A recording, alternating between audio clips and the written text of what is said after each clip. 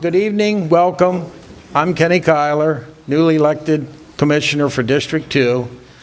I've been a commissioner now for about 16 weeks, served on the Board of Ed before that, but this is different. And I'll probably say this a couple times tonight. I love Carroll County and I love what I'm doing. If any of you are in District 2 and if any of you happen to vote for me, thank you. This is an evening for the community. We're fortunate to have a diverse group here. Myself and some others will say a few words, but this is your night for comments and questions. We have a mic out there for any of you to ask questions, comment. I'll sit back down, and if it's more appropriate that others than myself answer your questions, they'll come up here and do so. And I can't promise that all questions will be answered tonight, but there's business cards, there's information back on that table, and they will be answered sooner or later by one of us.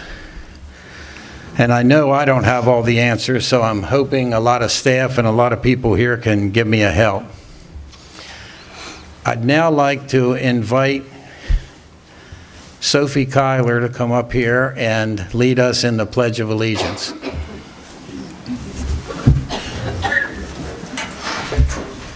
And following the Pledge of Allegiance, just a moment of silence for everyone. Ready?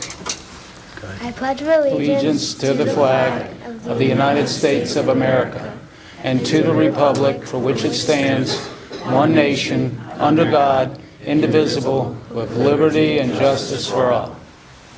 Thank you.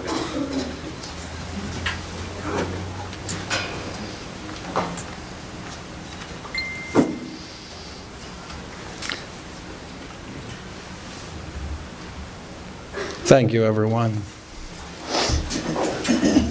First and foremost, I want to thank Blue Ocean and Coppermine for the use of Pantherplex Library. North Carroll was a great school. Many of us weren't real happy when it closed, but I've got to make a point. The current owners did not close it. They bought it and are using it, and this is a great benefit to the North Carroll area and all of Carroll County. I think joining us tonight is, and please stand, Jonathan Ehrenfeld, the CEO of Blue Ocean. He's running late. Okay. Sandy Marenberg, the Director of Development and Design, in the back. And thank you guys. And please thank him for me on you guys letting me come here tonight and do this. I think I wanted to start with District 2. I felt this was kind of the middle. Like other commissioners, I want to try to, we've all talked together, we want to try to do 3 or 4 of these a year, and I'll move it around the district. I think that's the most fair, but I thought this would be a good place to start. I'd like to thank Terry, Ron, and Laura, who are on staff here, who set this up and got me in here and run this facility with a lot of rec programs, and the sheriff, and do a good job here. And thanks for allowing me here tonight. As I've said, I've been on the board for about 16 weeks. In this time period, and me and the other commissioners, we have met with fire departments, nonprofit, community groups. We still have many to meet. We approved a 6-month community solar moratorium. Last week, we started that process to establish a task force and have staff develop proposed recommendations for code changes. We're hoping that that can be accomplished in less than the 6 months, but I feel that we felt that was a reasonable amount of time to allow. We all did our first State of the County address. Commissioner Rothstein got to do his 5th, but we all did our first, the rest of us. For the first time that I'm aware of, we hosted a welcome reception for other municipal, county, state leaders at Exploration Commons in Westminster Library. We feel strongly that we want to make sure, and one of the reasons I love Carroll County, you go to other counties, I don't think everybody works together like Carroll County does. The state's attorney, the sheriff's office, the staff there, the school system, the individual towns, everybody works together. And we felt like we wanted to start off with an event that we're going to continue doing to get everybody together to just talk informally. We've increased some of the ag preservation acres. We do a weekly legislative update from Annapolis at every one of our Thursday meetings. I've spent, and Commissioner Rothstein, almost every Wednesday in Annapolis. We're both involved in MACO and do a lot with that, but we haven't had a Wednesday yet that we didn't get to meet a senator or a delegate or a secretary, and they've been great. And again, we need to work together with them. We need them, and we need what they do in Annapolis. Next Wednesday, we're actually going to meet the Secretary of Veterans Affairs, Anthony Woods. We've met a couple secretaries, and we've met everybody that deals with Carroll County. We met with the Board of Ed to discuss Maryland Blueprint. That's going to affect all of us. And I'm not sure Carroll County, all the effects are going to be positive. Twice we've met with Senator Ben Cardin, including a second meeting that was the Veterans Small Business meeting with Senator Cardin and the Secretary of Veterans Affairs and many veterans and businesses. Commissioner Rothstein and I attended Governor Moore's State of the State speech. We participated in Maryland Municipal League and municipality meetings. Again, it's very important that the county work with all of our individual towns and cities. We've done tours with community partners and department update presentations. And again, I've got a lot more to meet and learn from. As everybody's aware, they're working on EMS and a lot of changes with our volunteer fire departments. We've worked on that. Last week, we started with our budget process. We're doing presentations. There's been a rough budget, and we're going to start next week doing work sessions with the budget. And that's very critical, I think, with safety in Carroll County, with the schools and the blueprint changes. Money's going to be tight, and it's going to be very hard to make a lot of decisions on how we do with the budget. I'll say this now, and I'll say this again at the end. Back at that table, there are some displays, and part of it is a pile of my business cards. Please contact me. If you have questions, you have comments, the best way is my cell phone, 443-986-1458, or my email, kkiler@carrollcountymaryland.gov. I'll wait and entertain questions after others have spoken. And did anything change on the list of who's here?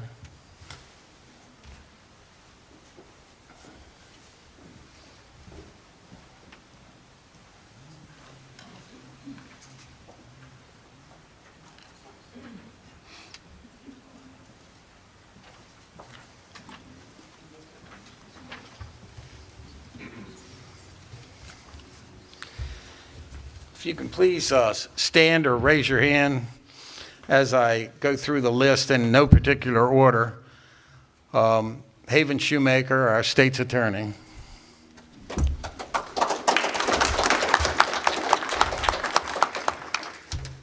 And Sheriff Jim DeWeese could not be here tonight, but Major David Stem is representing him and several people in the back row.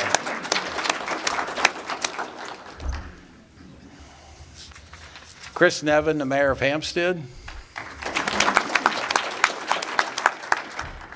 Is Heather DeWeese here, clerk of the court? Hi.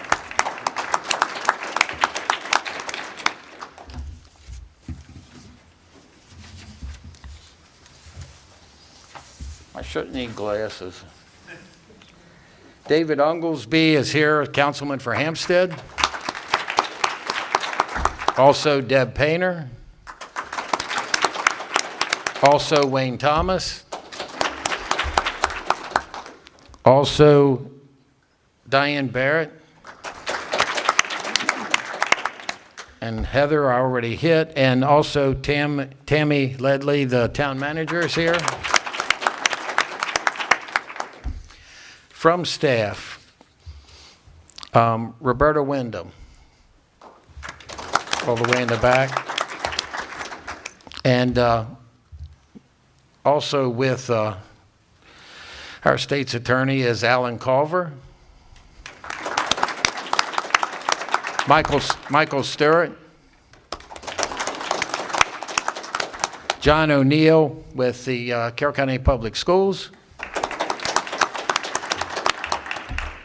Brian Bokey with Carroll County, Jeff Dagetts, Doug Brown,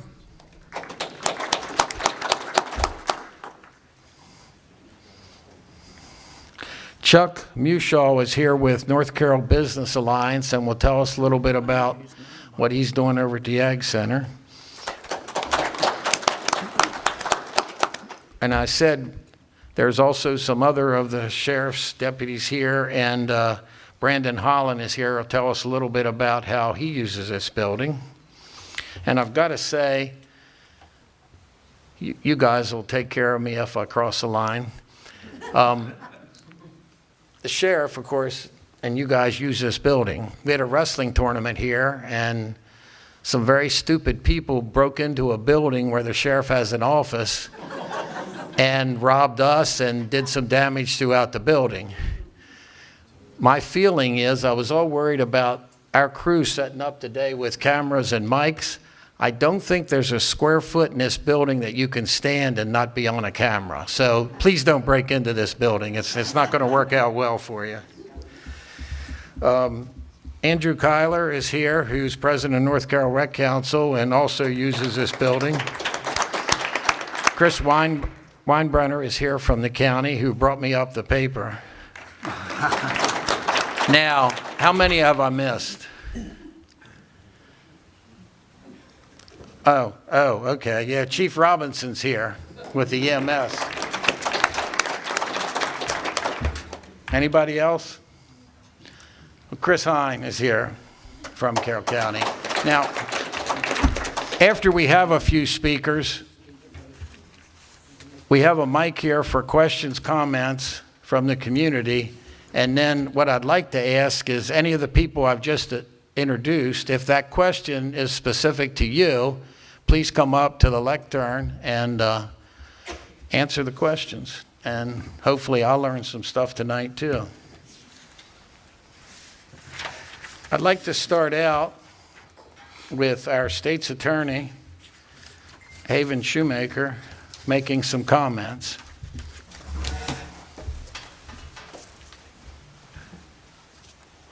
Well, it's certainly good to be home, I'll tell you that. Since I took this new job, most of my waking hours have been spent over in Westminster, and then I get home at nighttime and watch a couple episodes of Gunsmoke on the DVR, and I go to bed and start the whole thing all over again the next day. So it's really good to be home. So I took this job a little less than 90 days ago, and I spoke up in Tawnytown the other night, and I think I told those folks that it is unlike any job I've ever had before, either in elected office or through my legal career. But I can also tell you that it's probably the most rewarding job that I've ever had. It's got its challenges. You know, my hair might be a little grayer than it was 3 months ago, if that's possible. But it has a lot of rewards, too, let me tell you. When I ran for state's attorney, I said that, and it was a very simple message. I said that the role of the state's attorney is to work hand in hand, collaboratively, with the brave men and women of law enforcement that we have in this county to keep the bad guys off the street. It's simple, But I guess it's a message that resonated with folks because here I stand. And I can tell you that we've got just some stats. I mean, we've got 20 prosecutors over there at the Office of the State's Attorney. We've got about 32 support staff. And every one of those folks is committed and dedicated to carrying out that mission. And if you've been following the paper at all, you can see that we've been getting results over there. I'll just call to your attention a case that's of interest, maybe two cases that are of interest to folks in our neck of the woods. One was the Caples murder case. I guess everybody remembers the Caples murder case. Happened a couple years ago. Involved the horrific slaying of Mr. Caples' wife. That resulted in a life in prison sentence just before I took office. There was also another case that went to trial in December, came up for sentencing, I think, in January. It was the Kilson case, where a fella came up from the city and brutally beat his ex-girlfriend and her little brother, brutally, resulting in the little brother losing sight in his eye, and it was just a horrific case. That fella got life plus 50 in prison. So and that happened right off Coon Club Road, by the way. That's why I bring that up here. So we've had a string of other successes, and that's all due to the capable folks that we have over in that office. So, and it's because of the collaboration that we have with law enforcement. So kudos to them. The last thing I'll say is that I think we are extremely fortunate in District 2 to have Kenny represent us on the Board of County Commissioners. I've seen him in action up close and personal, and he's doing a great job for us in District 2. So I think we should give Kenny a round of applause. So I've bloviated enough. Who's next, Kenny? Major David Stem. Major Stem.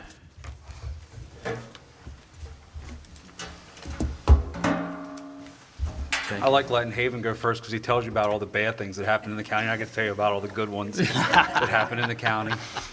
I'm Major Stem, Major Dave Stem. I'm with the Sheriff's Office. Sheriff DeWeese apologizes for not being able to be here tonight, but I believe he's teaching. Heather? He is. So thank you, Heather. And afterwards, if you all want to go up to Heather and tell her how wonderfully I spoke to you, I'm sure that she will be glad to relay that back to the sheriff, and then perhaps he and I can have a very good conversation tomorrow morning about what a wonderful representative of the office I am. So just to give you guys a little bit of background on me, I grew up in Hampstead. I went to this school. I graduated in 1994. Although this portion of the building looks a lot bigger than it did back then, without a desk and a card catalog. And a card catalog is something that we had before computers. Just so you know, young lady, you're probably the only one in here that doesn't know what that is, but that's how we found books when I went to school. And a bunch of books and stacks. But what a nice thing it is to be able to come back here. I'm deep rooted in this community. My brother-in-law owns Town Pride. My sister and he still live in Manchester. So Hampstead is near and dear to me, and Manchester.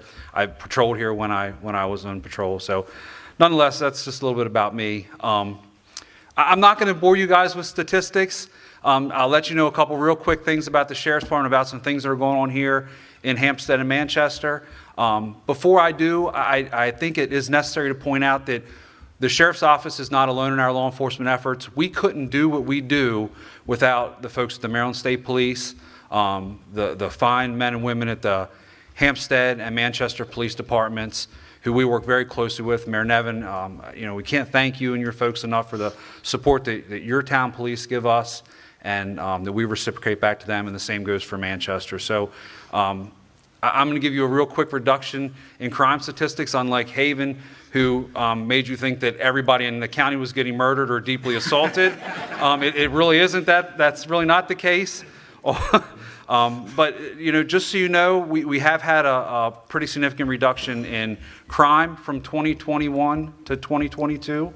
We've had a reduction in overdoses, and we've had an increase in traffic stops and traffic enforcement, which all lend credibility to the job that we are asked to do by you folks each and every day. And our main goal is to keep you guys safe, to continue the reduction in crime, to continue the reduction in overdoses, to try and stop serious traffic collisions, DUIs, fatal traffic collisions, road rage incidents, aggressive driving, all that stuff that are quality of life issues and you guys don't want to see. So we really do strive to do that. Currently, we're about 131 sworn officers in the Sheriff's Department. We do have 92 correctional deputies. The sheriff is responsible for both the primary law enforcement for the county as well as the jail. So all in total, we have just over 250 staff between sworn and non-sworn members. We're responsible for the schools. We have an SRO in every high school in the county. We have an SRO in almost every middle school in the county. And we have SROs that routinely check on the elementary schools along with our municipal partners in Hampstead, Manchester, Tawnytown, Sykesville, Westminster, and Mount Airy. Tawnytown, did I say Tawnytown? I don't want to leave anybody out. We have our own community liaison division that handles traffic complaints and grants and special events. We have our major crimes division, child advocacy center, drug task force, forensic services division, and a full service division that handles warrants, evictions, domestic violence, and court processes. That's about all I'm going to bore you guys with. Again, I don't want to sit up here and regurgitate a bunch of statistics to you. You're certainly not interested in that. If you have questions, please feel free to come up to myself or one of the gentlemen in the uniform in the back, Colonel Hart or Captain DeBoard, and we will be happy to answer any questions you have, listen to any complaints that you may have, or help you with anything you may need. Thanks. Appreciate it.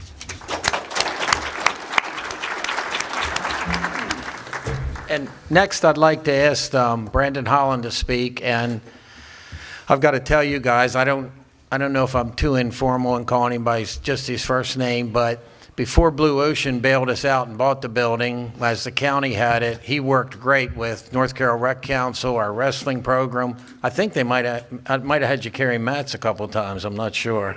So thank you. And everybody can call me Brandon, that's just fine. My name is Brandon Holland. I'm a sergeant here at the Sheriff's Office. I've been assigned specifically to this building since 2017 as the Academy Sergeant or the Training Sergeant here. Since 2017, we've graduated 6 police academies and 2 correctional academies from this building. We've graduated officers from all over the state, everywhere from Garrett County all the way down to Ocean City. We also house all of our in-service training for all of our current deputies, our correctional deputies, and a lot of the agencies here in the county. We conduct all of their in-service training as well. We also have in this building our quartermaster room. Our quartermaster houses all of our supplies, all of our uniforms, and outfits all of our deputies and officers here in the county. We also have our digital forensics unit, which is moving downstairs as we speak. They're currently down there painting right now. And they're going to have all of our body-worn camera stuff, all of our in-car camera evidence that's going to be coming in, and they're going to filtrate that out to the state's attorney's office and all the other entities that needs to get that. I will say that since this agency has changed hands, I can't stress enough the relationship that I've had with Mr. Schwartz back there, with all the representatives from Coppermine, Blue Ocean. I believe that the relationship there has been great. And I think that I hope that we're fulfilling all the needs that they need as well. If anyone has any questions, please feel free to ask. But that's pretty much how we use this building. Okay. Thanks.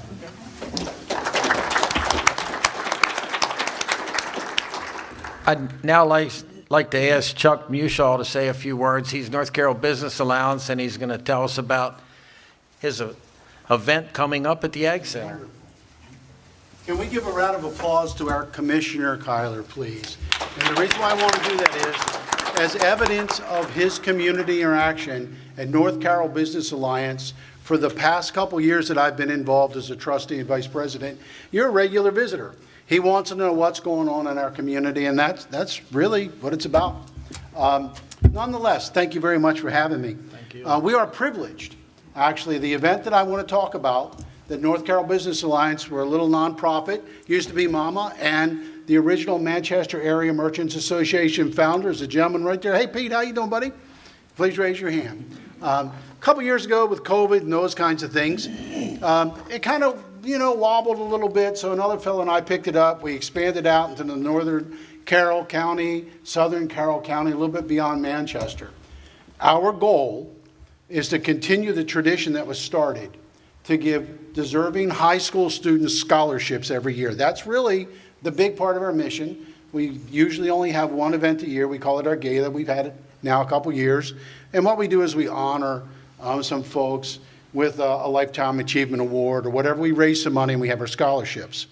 The other part of our mission is we want to make sure that the business owners who are our members receive value regarding specifically how to sustain or grow their business.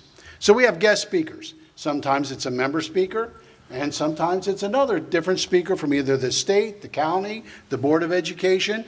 Hey, I mean, you've been around our organization long enough. So what we want to do is we want to have grants made available from either the county or the state, and we've had those for business owners. Educational, for instance, if anybody here, right now it's tax season, your CPA probably knows about legislation that was passed in the state a year or so ago that now requires certain certifications in order to fill out your tax forms. So there was a requirement, and there were classes that were available for your CPAs to get certifications. Well, we got a gentleman and another person, another lady, come in from the state who had grant money. So our businesses could go to their CPA and say, hey, look, don't send your person for $1,000 to this training class. We've got this opportunity so you can help your CPA. And one actually happened to be a CPA in her group. So those are the things that we offer. So that's a big picture. Thank you for letting me take so much time. Now I'll get to what I'm really here to talk about. We have a new Secretary of Agriculture in the state of Maryland. He happens to be a friend of mine. He's been a friend of mine for Sherry, my wife, and I for over a decade. I think we're close to a decade. He said over a cup of coffee in Annapolis, he said, Chuck, you're a farmer. He said, I haven't really spoken to a lot of the small and medium-sized farmers. In my lobbyist stuff, in my other work, I talk to a lot of these people and those people, but I would really like to come visit your county. He's already been out once in regards to an international marketing situation with big farmers. So I said, okay, well, maybe through North Carroll Business Alliance, if we can get the Ag Center one morning, it's at 8 o'clock. Farmers have to feed, and then they go do their other work. So at 8 o'clock, you're probably done your feed. And then you go do your work, come in for an hour or so, and you actually get to meet Kevin Addix, our new secretary, to sit and chat. Kenny, we were having a conversation. I don't know how long it's been since we've actually had, from Annapolis, a statewide Secretary of Agriculture hold a meeting. It's been a long time. Of course, there's photo opportunities and there's interactions with the counties, but actually talk to the farmers. Kevin said, Chuck, we're having a cup of coffee. I'd like to have coffee with a small and large, but small and medium farmers. I want to hear what they have to say. So on the back table, you'll see this little flyer. Please pick one up if you're a farmer. If you're not a farmer, please pick one up and give it to your neighbor who is a farmer. If you farm 20 acres, 25 acres, 40 acres, 60 acres, 100 acres, 1,000 acres, if you want to talk to your Secretary of Agriculture, he is now available on Wednesday, April 26th at 8 o'clock in the morning. It's open to the public. We ask you to register through North Carroll Business Alliance. All the information is on there. And again, I want to say, I'm standing here because we had a conversation and he said, gosh, you know, you got to get up in front of these folks and let them know that this is happening. So thanks again for your time. And I hope we'd see at least a few people. And the other funny one-liner I got to say, I know a lot of these police officers, and I'm in trouble because I left my ankle bracelet on my dog at home.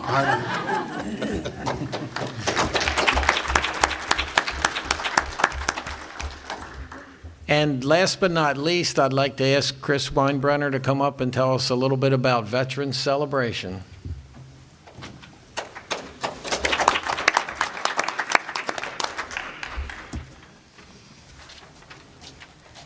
Good evening, everyone. Chris Weinbrenner, Communications Manager for the county. And I know I'm the last before you get to where you really want to do, which is ask questions. So I'm going to go fairly quickly here. For those of you that are not aware, we have an award-winning veterans program in Carroll County. And with that, about last February of 22, an idea came out of our Veterans Advisory Council to present an event for the community to celebrate our veterans and all veterans and their families. So we had that event last year, and we're pleased to say we're having our second annual. It is on May 7th from noon to 4. That is a Sunday. It will be at the Farm Museum. We have some great live entertainment. We have the 6-string soldiers that will be performing, and then also the Reaganiers. So we expect a big crowd. Please, everybody, pull for some good weather. We have military equipment that will be on site, and we have a helicopter that will be flying in and out. If any of you attended last year, that was very exciting. And then we have artisans, food vendors. Just a lot of exciting things going on. So we have a recognition ceremony new this year. It'll be at 1 o'clock during the event. So I hope you will all come out. It's a great event, a great time to celebrate our veterans and just celebrate all of us as Americans. Back on that same back table, there is a flyer that you can take tonight. And then there's also a website, which is the carrollcountymaryland.gov/veterans celebration. So I'll be around afterwards if you have any questions, and I'll be happy to answer those. Thank you very much. Thank you.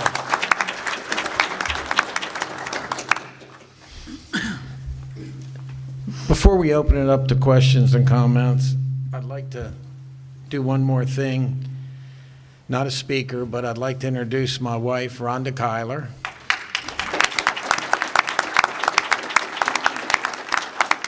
She pretty much made me do it, and that's why I'm here. And she raised me and three children and did a great job. I've got to tell a quick story since Chuck talked about the policemen here and all the attorneys in the room. I grew up on a farm and then worked construction, so my big decision was which jeans am I wearing today and what plain t-shirt. Then I got involved in this stuff, and it started to matter how you dressed.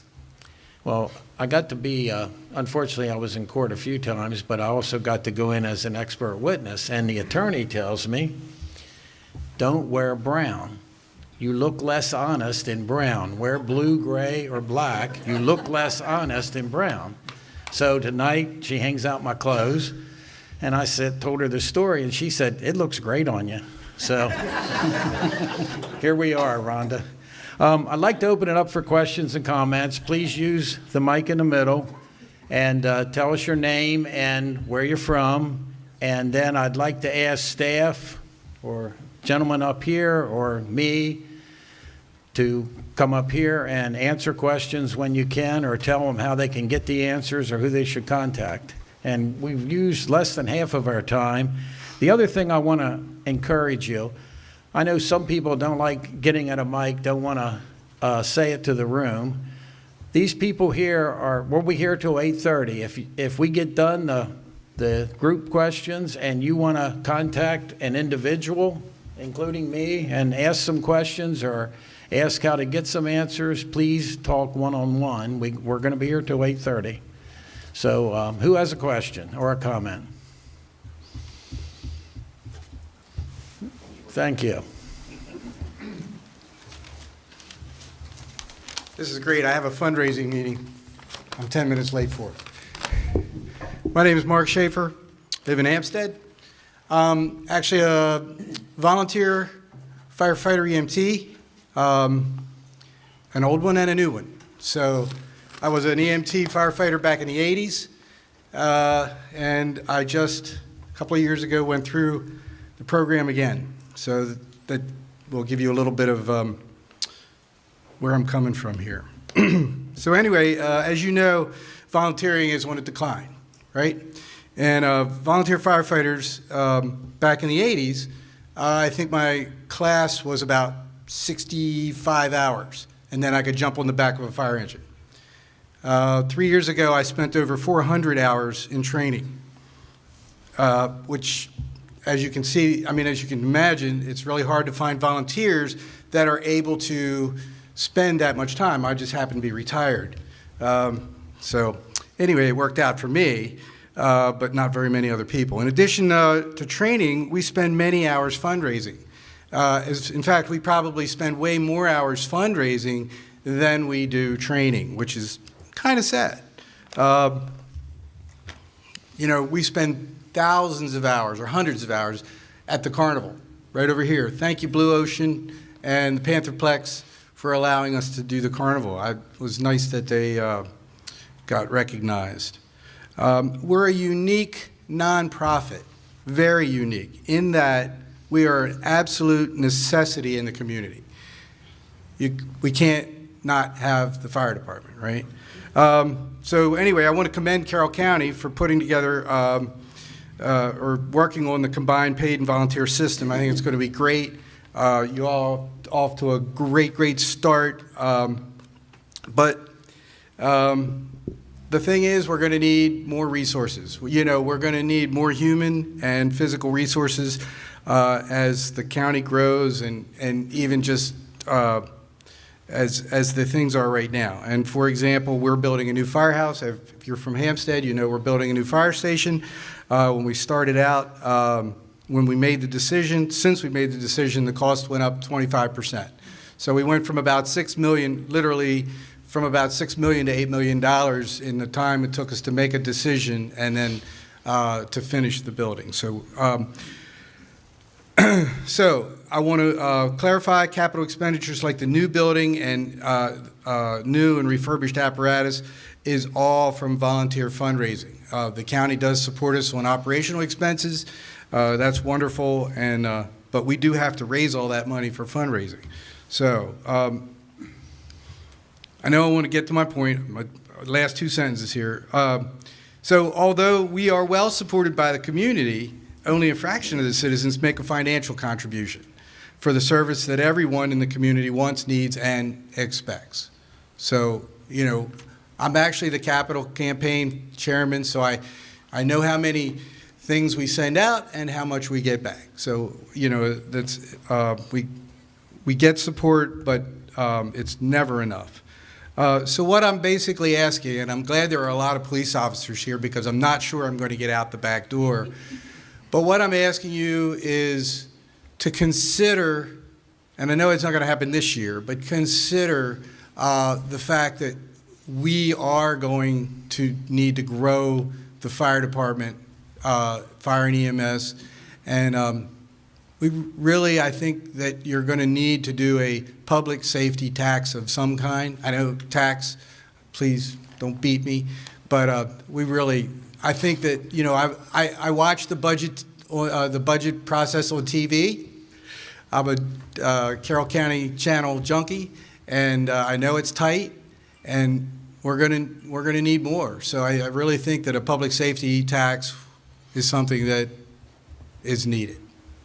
So thank you. Okay, and if you can hold on one more minute, Sure. because and we'll ask Chief Robinson to tell us a little bit about how things are moving forward. I think one of the things that we got to really reinforce in the community is it's a hybrid system. Yes, there are paid. Yes, there are maybe even some equipment bought and, insurances and such, but it's still a large part volunteer, and we need the individual donation. So if you're a fundraiser, and then the other thing I just want to mention, none of our delegates or senators could be here tonight, but there's also a grant with the state that we're all fighting for to try to go towards your building. And with the change in governor, that got pulled and then that got put back, and I'm not sure if it's going to be pulled or put back, but I do want to thank our senators and delegates in Annapolis for they've been fighting hard for it. And so that is some state money that goes towards it. And I recognize what you're saying. I'm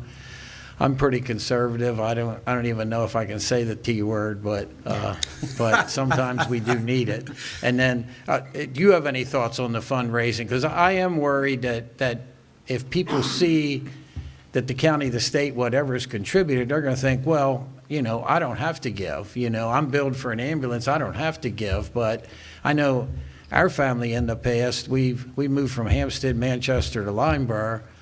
We don't contribute every year to all three, but we probably do to 2 out of the 3 because, unfortunately, I know this is a secret, but I'm pretty stupid and I broke my leg on a 4-wheeler and I loved that ambulance that came and got me, So do you have any thoughts on that? How to encourage fundraising even though you're now a hybrid system?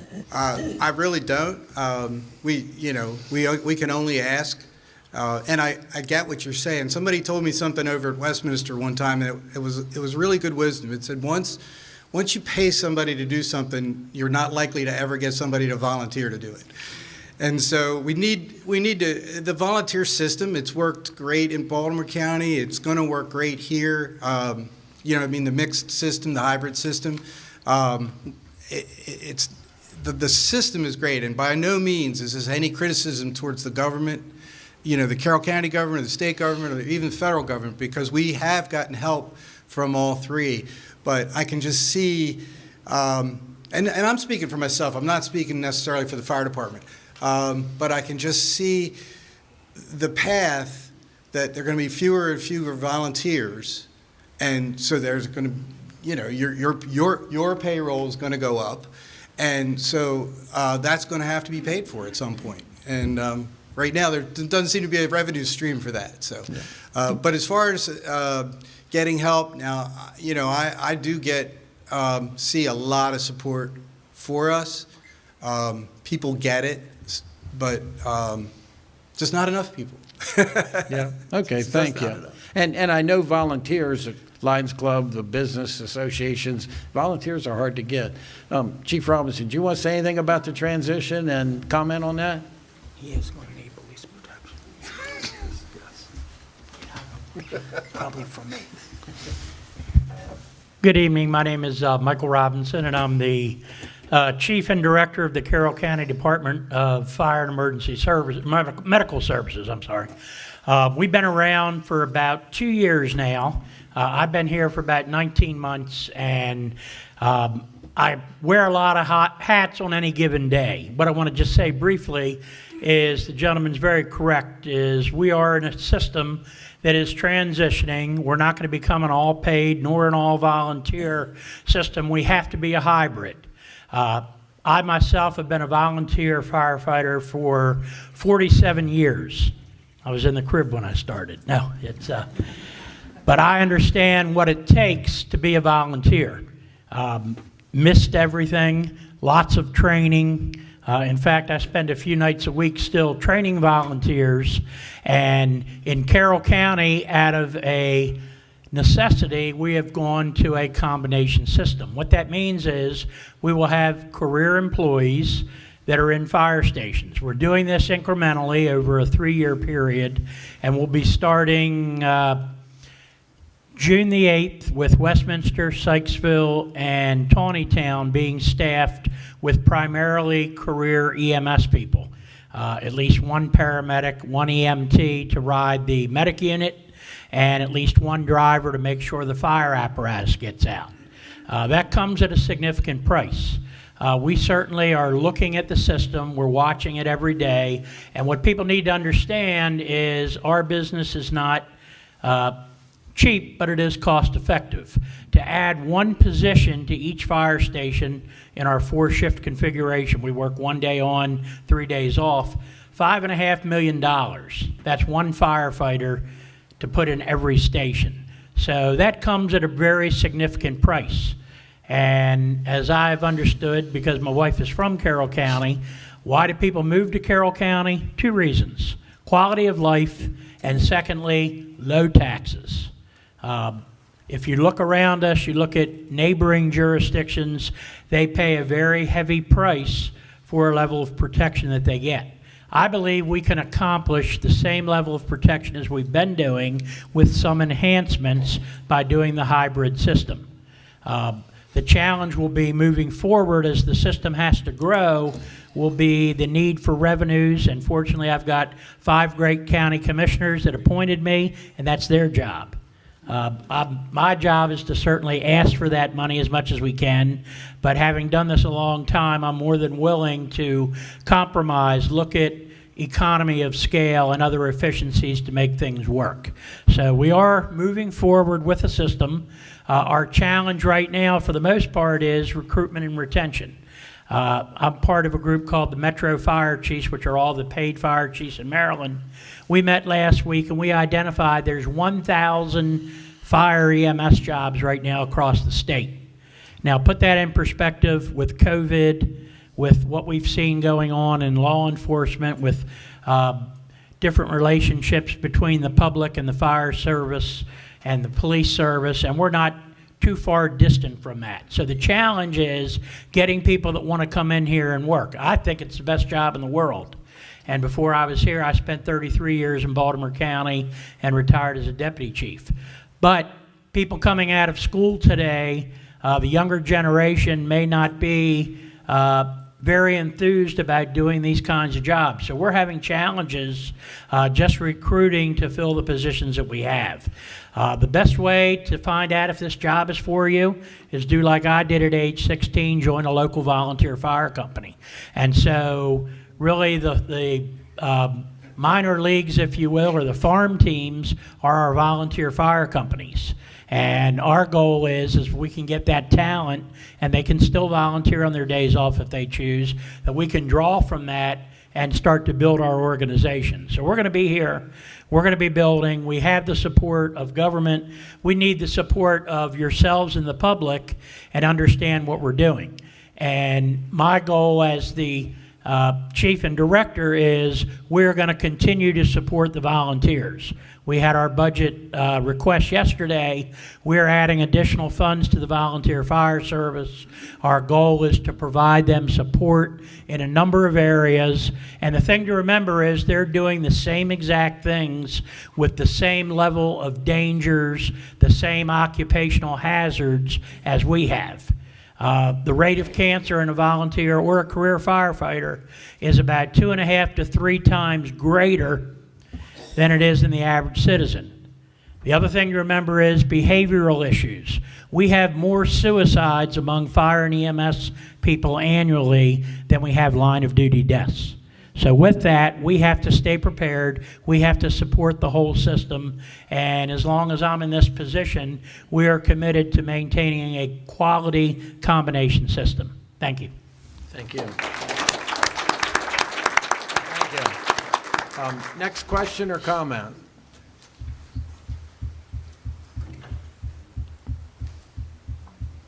This is a quiet group.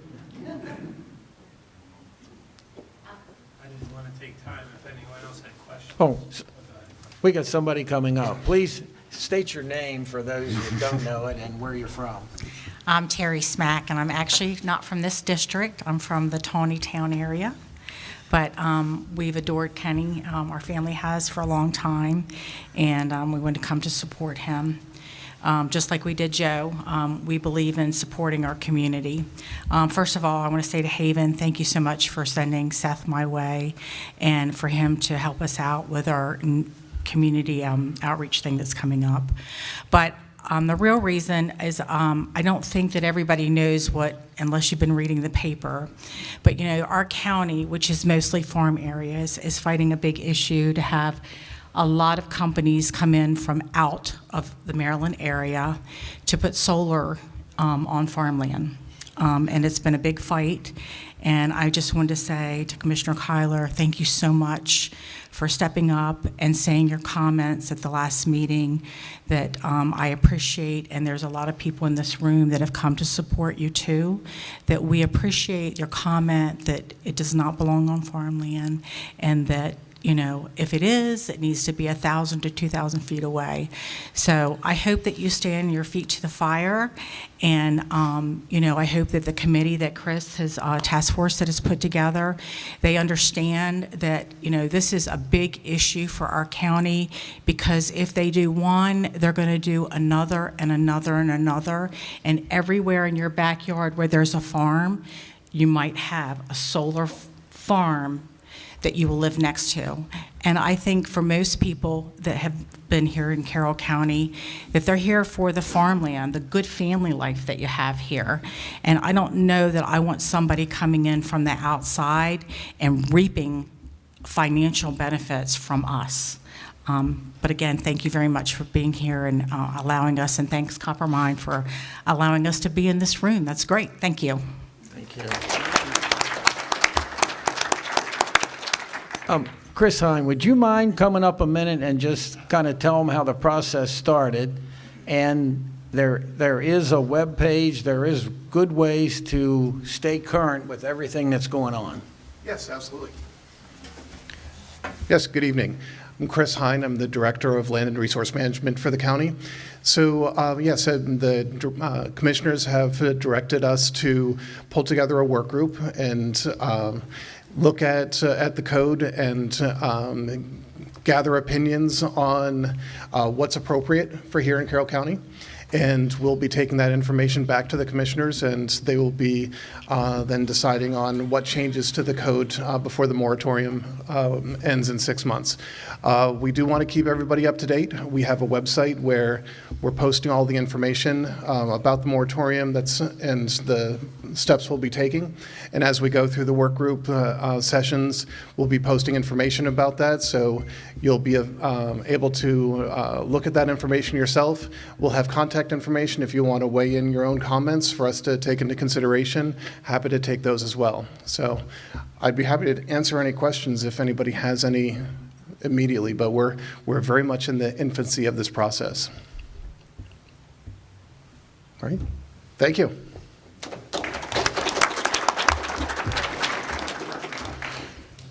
Andy. What, this, yes, you want to tell us something. I want to speak to the crowd. Okay. And I did ask him earlier to be a speaker, and he refused, so, I tried. My name is Andy Kiler. I'm Kenny and Rhonda's oldest sibling.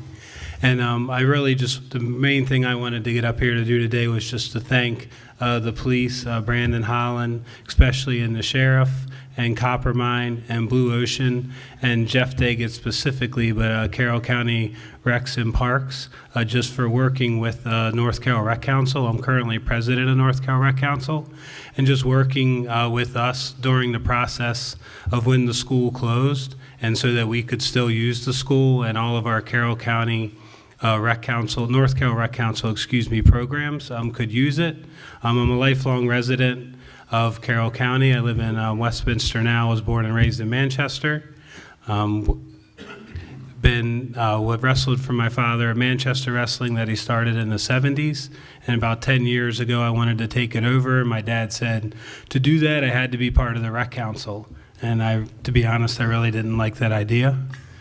So he took me to my first meeting, and ever since my first meeting there, I was just overwhelmed and impressed that the amount of volunteers, the unpaid people, and how vested they were in their individual programs as much as I was in wrestling. And I love it still today and hope to be president if I'm allowed for several years to come. But as volunteers, not only, I know the rec councils are known mainly for the sports that we do and other programs, and North Carroll Rec Council has all those, and we're growing.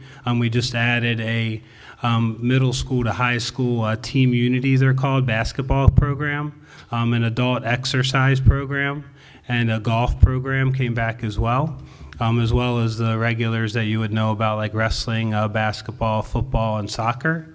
But we also take on other issues that I've enjoyed dealing with the board that I've been blessed of having. is we've worked with the county and Recs and Parks to put lights at 2 of the fields at Cape Horn Park here locally. That will be up soon on 2 of the multi-purpose fields. And then also we discuss issues like the safety of the community and kids, like defibrillators, and how we can make stuff like that work for our program. So thanks again to all of you for letting us use this facility, and thanks to all of you that live here for supporting our kids and supporting sports in the area. Thank you very much.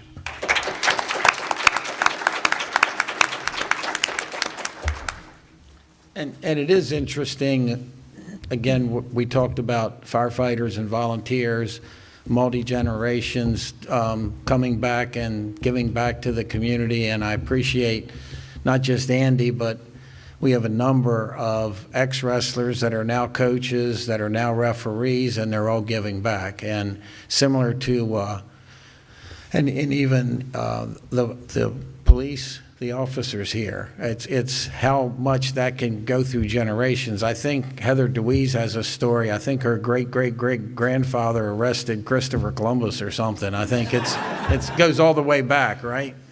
Now, and I do have another question. Jeff Daggett, do you want to say anything about recreation and parks and maybe defend my son, or? Not unless there's any questions. You're fine unless somebody has a question. Okay, next question or comment.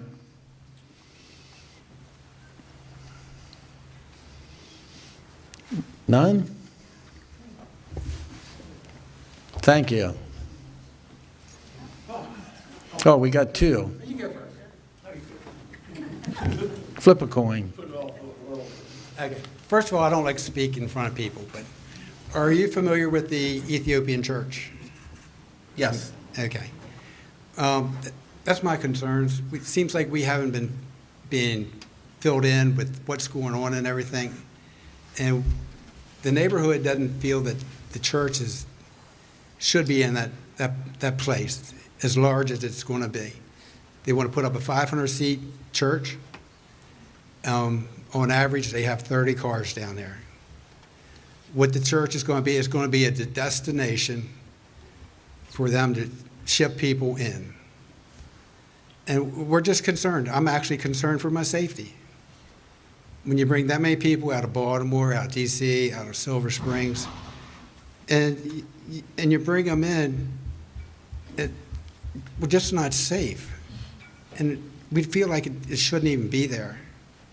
I mean, I think the way the zoning is, it says they can put a church there, but I believe that law was probably, I don't know how long it's been on the books, but it was probably put in for the local farmers to have a place where they could and go for their religious service, not for a big church out of the city to come out and buy up the land and put this church in.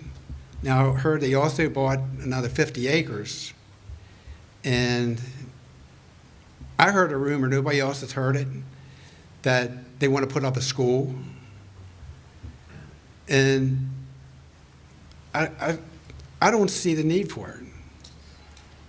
So that's pretty much what I have to say. I'd like to be, we'd like to be more informed in everything. We'd like to see if they're going to build a church that would be downsized. From what I've seen, their gold domes are 60 feet tall, which, is six stories. So we just see it as a need. If they are going to put it there, it needs to be way downsized. It shouldn't be a destination place. Not, So. Okay, and I know a little bit about it, and a little bit of knowledge is dangerous, but they do have to go through a process to get approval through planning to what they do. I haven't personally heard that they want to be a mega church. They do want to have a few events, and they need separate permits for the events, and I'm not sure who's best on staff to maybe just talk about, Chris, again, the process that they have to go through to either have an event or build a 100-foot tall dome. I know we've been to one zoning meeting. They said there was going to be more. But we haven't been informed of any more, and that was in December. I was at that meeting also, and Yes, you the were. last one I was at, they actually didn't show up, and I know they were told, yes, you will have a meeting where you show up, but I mean, you know, if they're going to have a, it's all happening. The church, if they're going to have a zoning meeting like that, they should have their representatives there. We agree. It was just rude. Yes. Yes. Yeah, so just to explain the overall process, excuse me, so when they first submit a plan, it goes to all of the technical review agencies, many of whom work for myself. So we review for all of the various codes, some related to engineering, related to environmental codes, zoning, et cetera. They have to address all of those comments to put together a concept that can then be reviewed by the Planning and Zoning Commission. So the first meeting that they had, the public meeting, and I think that's the one you're referring to, the plan was presented to the Planning and Zoning Commission. However, the church did not have any representatives there. And the Planning and Zoning Commission had some questions that the purpose of the meeting is to review the concept, and the Planning and Zoning Commission can ask questions to help direct if there are any changes that need to happen on the site. But the church did not have representatives there, unfortunately. So the church is working on addressing some additional comments that staff had. They have made a new submission that was just within the past month or so. That's currently being reviewed. If they have addressed all of our comments, we will schedule them for another concept review with Planning and Zoning Commission. So it'll be another public meeting. This time they should show up so that they can answer the questions that the commission has. Once they have that clear direction or any kind of redirection that the Planning and Zoning Commission may have from that meeting, they'll then work on final plans. The final plans will get reviewed and approved, and then they have to go back again for another final approval with Planning and Zoning Commission. And so that will be the official approval. Once they've finished that, then they can move forward with building permits and so on. So there are at least 2 more public meetings that will occur that anybody is welcome to come to and discuss with Planning and Zoning Commission. So. And what's the difference when they want to have an event? That's to get their church Yes. built, but then events are totally different. Yes, to hold a large event, you need to get a temporary zoning certificate from the zoning administrator. And so there's a variety of things that you have to indicate the anticipated number of folks that you think are going to come to the event. I think the number is 499. If you have more than that, you need to have, you have to go through the health department and get approvals from the health department. I believe the sheriff is involved, and there are a couple other agencies. But all those folks need to be aware of the event and make sure that there are adequate facilities to hold that kind of event. And then they're issued a temporary zoning certificate for that specific event. Yes, sir. Real quick question. You said they're in the process now of making adaptations or answering questions to what was the December meeting. Is that on the portal now, or is the portal just the same as it's always been for the last couple months? I've checked the portal. Yeah, I don't. I'll make another comment. Yes. You and I were first introduced, not last December, but the December before last. Yes.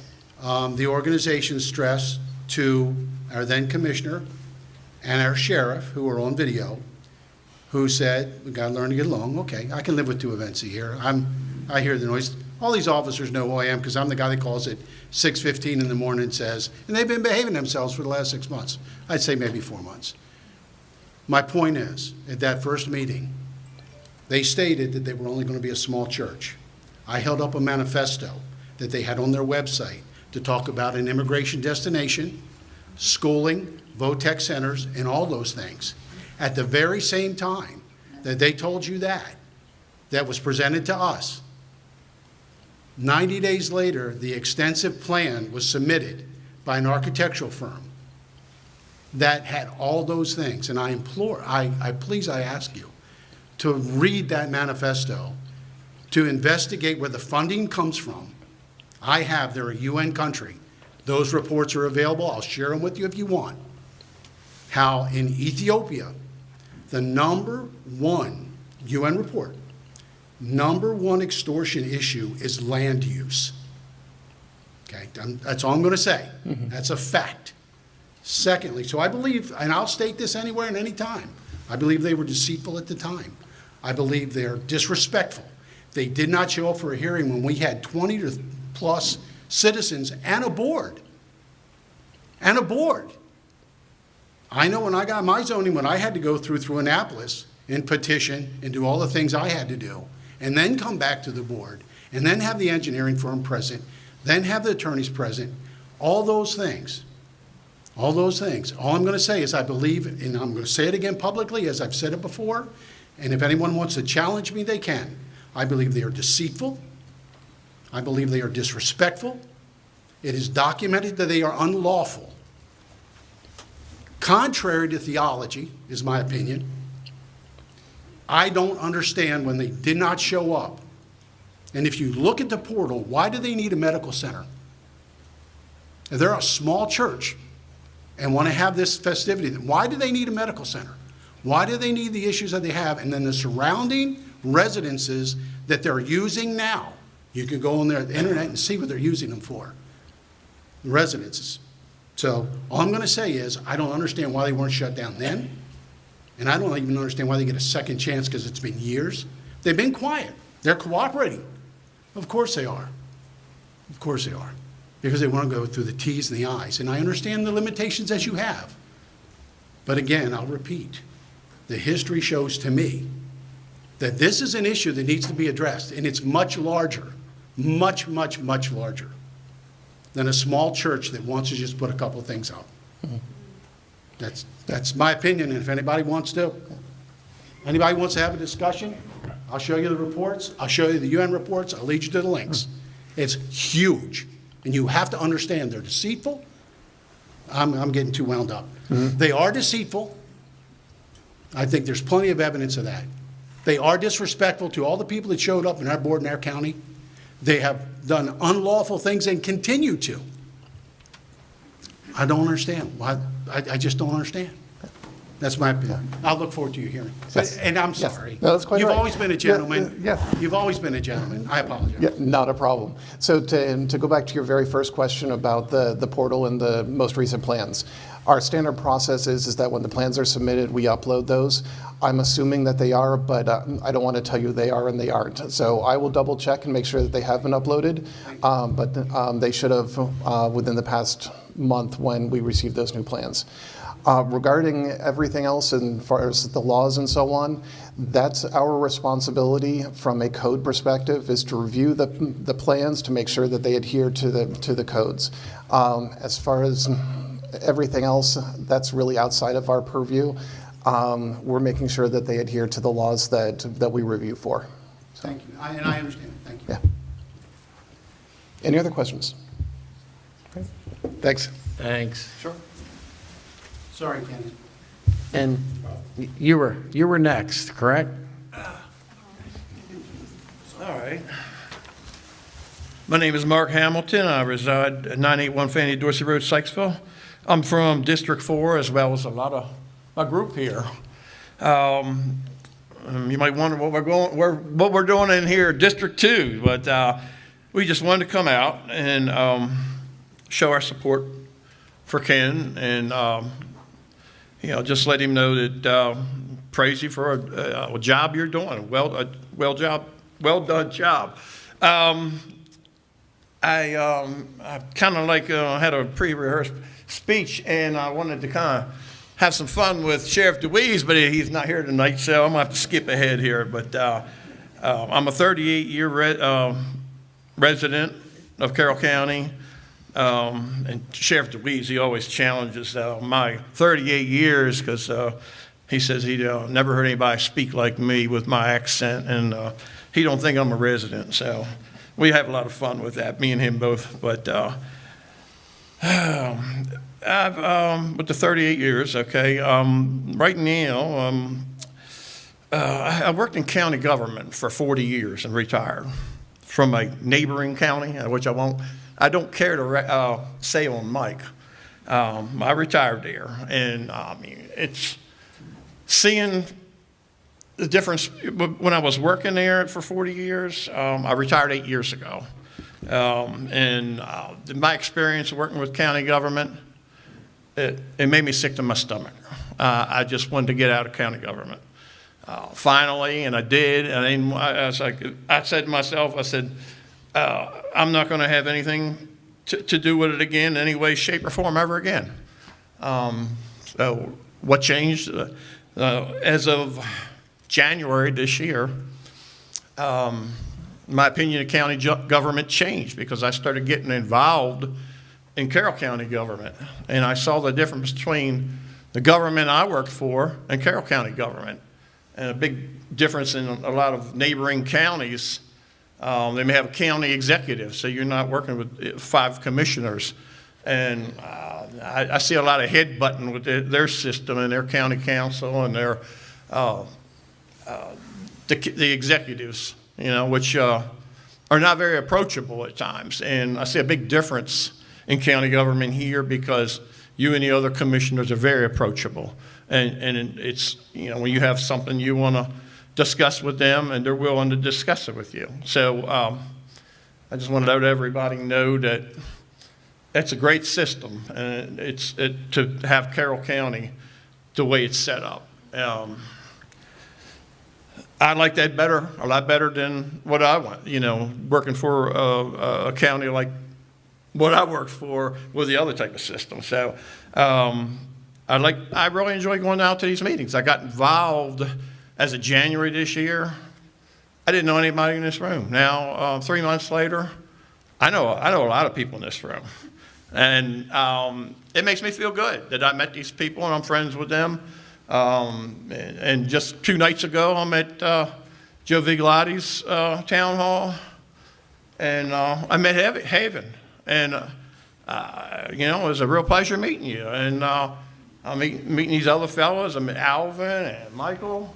A lot of people around here. I just, it makes me feel good to meet these people and associate with them and see what county government is all about. I mean, I enjoy it. I go to the town hall meetings. I go to commissioners' meetings. And I say it really changed my opinion of county government. And I really enjoy it. But I think, and the reason why I enjoy it really is because of you and the other commissioners that came in, compared to maybe some of the other commissioners that we had in the past.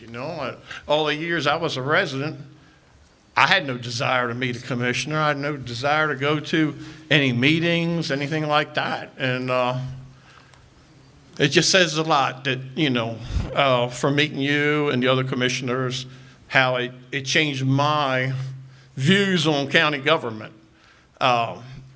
compared to what I went through for 40 years. It's kind of a unique situation, but let me get back on here a minute. Let's see. I just want to let everybody know Carroll County is a great place to live and participate in local county government and attend meetings and talk to your commissioners and let them know what's going on, what you like, what you don't like.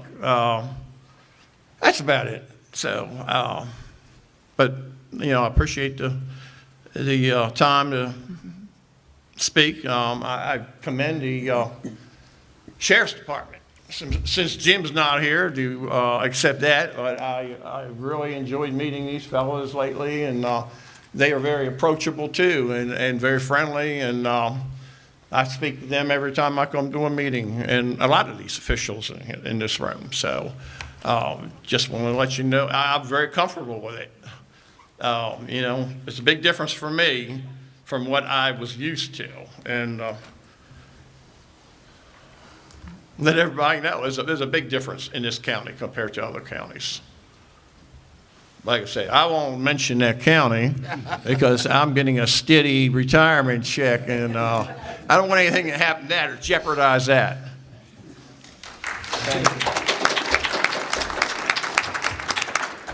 Thank you, and I really appreciate that. I feel blessed. I've said it before, and I'll say it probably at least one more time. I love Carroll County, born and raised here. I don't want to bash any ex-delegates, but sometimes Annapolis makes it hard to want to stay in this state, but we fight that too, correct? And it's, yeah, those guys that go down there and fight, like I say, I go down on Wednesdays and I enjoy the early ride back to Carroll County. But yeah, I do appreciate what you're saying, and I was blessed on Board of Ed to serve with 4 great women that we all work together. And I was so happy the outcome of these elections and the 4 gentlemen I'm working with now. And I can tell you, we do not agree on everything. We definitely don't. And I think you're going to see a lot of 3-2 and 4-1 votes. Nothing is we don't predestine that we're going to all vote for something. We disagree and talk. And I also want to compliment, and again, you already compliment our police and some of the people that come to these meetings. They don't have to, but they want to, and they come and they talk and they answer questions. I want to compliment Carroll County staff.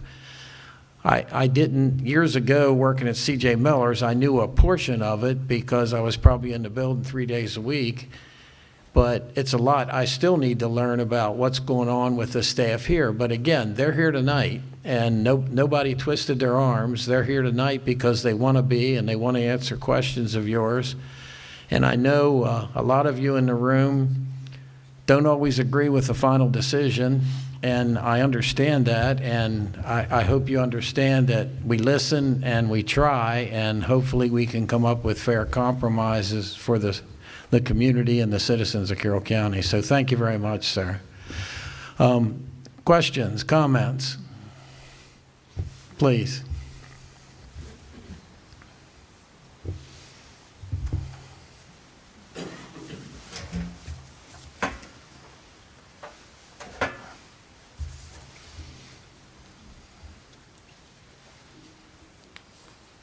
My name is Joyce Bennick, and I am not from this district either. My daughter lives here. I live in Eldersburg, but we are neighbors. We are all Carroll County. And as you said, we all moved here to Carroll County for the quality of life. I have lived on Panorama Drive for 27 years. And when we moved into Carroll County, it was zoned for building. But even, and I can't even tell you what's in Eldersburg now. There's something new popping up all the time. But as you drive down Liberty Road, there's still a sense of home. You know, the businesses blend in. We have the Freedom Comprehensive Plan that basically says any building being built in the county should conform to the character of the area. So we have right now in between our street is a cul-de-sac. So in between our street, Panorama Drive, and Nancy Lynch's street, Carroll Highlands, there's an area that's 3.5 acres where a proposed, it's not 5 stories now, it's 4, but it's still 50 feet. A 50-foot high storage facility is being proposed to be built in between 2 quiet residential streets. So I have 2 main questions. I question the quality of life that will do to us. I question the Freedom Comprehensive Plan that says buildings will conform to the character of the neighborhood. We have many other concerns about this storage facility. You know, we have concerns about traffic because the State Highway Administration Department is not granting access from Liberty Road into the storage facility, but from Carroll Highlands. We question that. You know, as you enter Carroll County, there's a big welcome sign. Welcome to Carroll County. It feels like home. To have a 50-foot storage facility at the end of our street, it does not feel like home. And I understand, like, with the codes and everything, the builder's rights. But my second question, and what I'm asking for clarification for, is the area had been zoned BNR, Business Neighborhood Retail. Now, Commissioner Rothstein has stated over and over that the coding, the zoning, the code has not changed since 1964, but now it's C2. So it's very hard.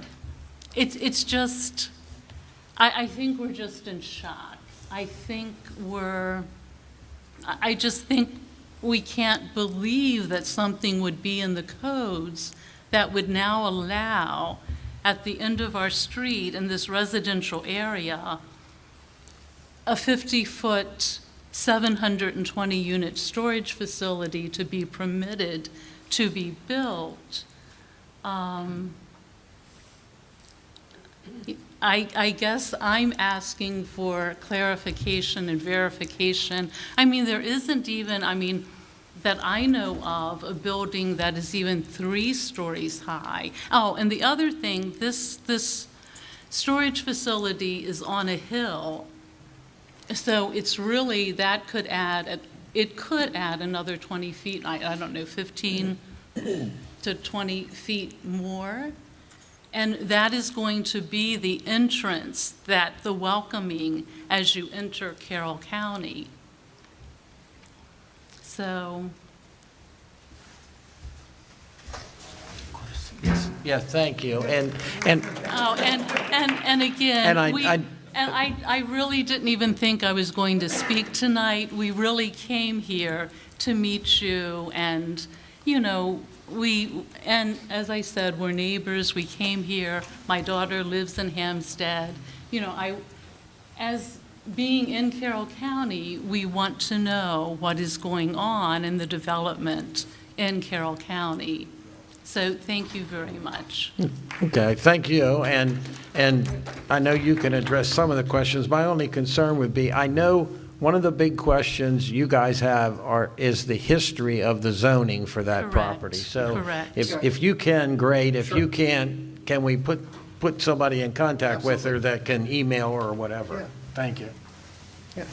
Next time I'll have a seat up here. I know. Our social life has sort of become, we've made great friends, and our social, I see you all the time. Yes, Our social yeah. life seems to be meetings now. Yeah.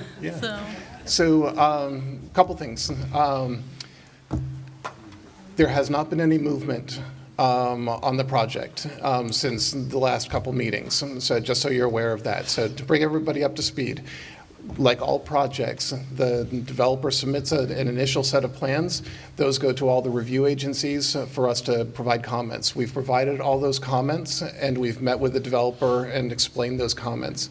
We have not received another submission yet to address any of those comments. So I know a lot of the issues that your neighbors have expressed, concerns with stormwater runoff and things like that. Definitely, yes. Yes, we have the same concerns. We've expressed those. They have to address those by state and local code. So, but we have not yet received any sort of submission from them. So as soon as we get a new submission, that'll be posted so you can look at what changes they've made, and there will be several rounds of addressing comments until we get it to a point where we feel it has met all of the codes, that it can go to Planning Commission, and that would then be a public meeting where you could express your concerns to the Planning Commission as they review it. Yeah, and in verifying, we had heard April. Is there now? No, we have not received any submission from them. And so, and again, they may submit, but it very well could take them 2 or 3 or 4 submissions to adequately address all of our comments before we'll allow them to go to Planning Commission. So, but we will keep you informed as far as the progress that they make towards that. And another, again, we had asked, because we've been at the hearing, the town hall, and then we met with the developer. And at the town hall with Commissioner Rothstein, it was basically, what can we do? And we have a petition, we've been attending the meetings, and it was like, basically, keep doing what you're doing. And then we had a meeting with the developer where Commissioner Rothstein basically just facilitated and question and answer. So I guess the question is, what do we do? He said, keep doing what you're doing. Well, we have on our online petition now probably 2,000 signatures, and at least 250 people came out voicing their concern and what this would do to quality of life and their property. Decrease in property value. The list goes on and on and on with our concerns. So what else do we do at this point? Well, I'll echo what Commissioner Rothstein said. You're doing exactly what's appropriate, so keep doing that. So everyone here, we do have a petition if you want to sign. Yes, but to get back to your question regarding zoning, so that zoning falls more into the purview of Department of Planning, but I can give you my understanding of it is that back in the mid-'60s when zoning was established in the county, those parcels, that area was zoned as commercial. Now, the designation of commercial has changed over the years. So, and I'll probably get these wrong, but it was like a BG, a BNR. The terminology has changed, but it's always remained commercial. And within a couple of years ago, we again changed terminologies and we got rid of the BNR, BG type designations and went with a C1, C2, C3. And each time we went through those transitions, we reclassified, as it were, properties so that they remained within the same bucket or the same type of So a properties. BNR literally would equate to a C2? Now you're getting into planning talk. I'm an engineer. I don't do planning talk, but yes. So as those zoning districts changed, they were kept consistent as far as requirements. So back in the 60s, when the zoning was established in commercial, the building heights were you could be 50 feet tall. The bulk requirement was still the same back in the 60s, and that's how it's, and those properties where this is being proposed has consistently been commercial. Then where does the Freedom Comprehensive Plan come in, where a business should conform to the character of the neighborhood and the community? So that is much more of a discussion with the planners. Yes. All I can say is that a plan like that gives a vision for how kind of the lens that codes should be looked at. But the codes are the very specific rules that the developer then has to follow. So while it may be a vision that something needs to conform to be consistent with the neighborhood, that's very difficult to quantify and regulate. What you can quantify and regulate are things like a building cannot be any taller than 50 feet. And does that take into consideration the hill at any point? No, that's very difficult to quantify and to regulate because every site is going to be different. So conversely, if your site is down in a valley, should you allow the building to be 70 feet tall if it's going to be 20 feet lower than the surrounding? That becomes very... Does the 50 feet allow like anything on top of the building? If No. They have to, it's 50 feet? No, 50 feet maximum, and I believe that's why they reduced the height, because when they were originally proposing a 5-story building, the air-conditioned units and other sorts of ancillary type things that go on top of the building were pushing it higher than 50 feet, which we do not allow.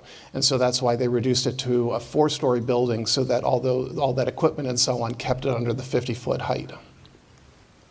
It's very hard to understand, especially, and I will just say one more thing, I promise, because we had heard that, like the Dunkin' Donuts, right, that it was ruled that they had to conform to be more like a house, a home, a residence. So it's very hard, it's mind-boggling to think that according to the plan and the codes, the Dunkin' Donuts needed to conform to fit in and to be in character, but yet there could be approval on this massive, just massive, massive. So I will write letters, I just feel I'm needing an explanation or the understanding. And I'm sure you've got Linda Eisenberg's contact information. If you don't, please let me know. She's the Director of Planning, and she can work with you as far as understanding the transition of the zoning districts through the course of time. Thank you very much. Mm-hmm. Sure. Thank you again. And I understand the frustration, and it would be good to talk to the zoning, but as far as planning and engineers, their job is to follow what is the law. They can't change it as much as sometimes they'd like to, maybe. But yeah, it's frustrating, and I know I talked to you guys before the meeting, and you're very frustrated, and we feel it, and we're discussing it, but I'm not sure where it's going to end up. Any other questions? Any other questions and comments, please? My name is Annette Fleischel. I actually live in District 4, but we're so grateful to Kenny for all that he has done for the commissioners, and I just had a little message for her, okay? I live I have a 50-acre farm, which is directly across for one of the proposed solar developments. I have been fighting this proposal since May of 2022. And 10 months from then, we're making some progress. So don't give up. Rally your forces. I have a lot of people here that are adamant about the retention of the land in Carroll County to be agriculture, if it's agriculture, and that it not be overrun with industrial solar. So I just want to give her the advice that everybody else would say to her, and just hang in there, and eventually your voice will be heard. And we've already been, from Terry, heard that we are on a 6-month moratorium. We're going to work out our problems. We're going to come to some kind of agreement, and it's all going to work out for the best. So good luck. Thank you.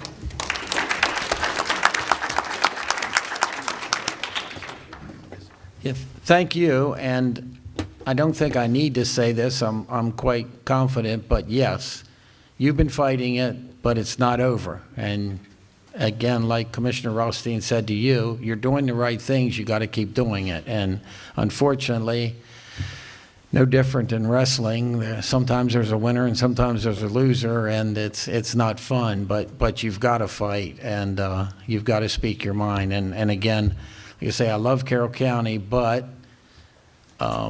like I say, I've seen already some 3-2 votes, and sometimes I'm part of the 2.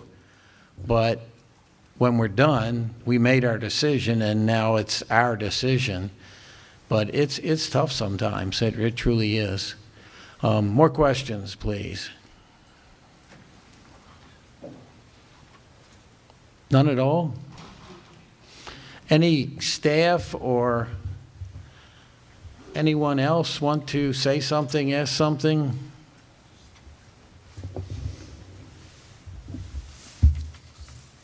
So we still have 19 minutes left. So again, I encourage everyone, if you want to talk to people individually, please talk to them.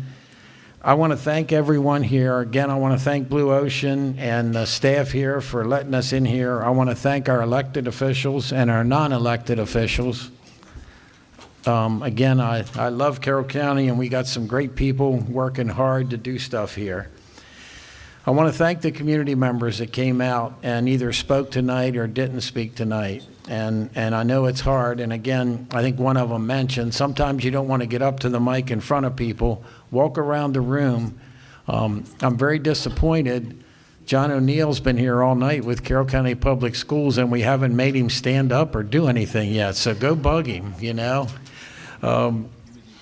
Again, My cell phone is 443-986-1458. It's on cards at the back of the room, as well as my email address. And for the last time, I love Carroll County. I love what I'm doing. I appreciate that you gave me that opportunity, and thank you very much. Thank you, sir. Thank you, sir. Thank you.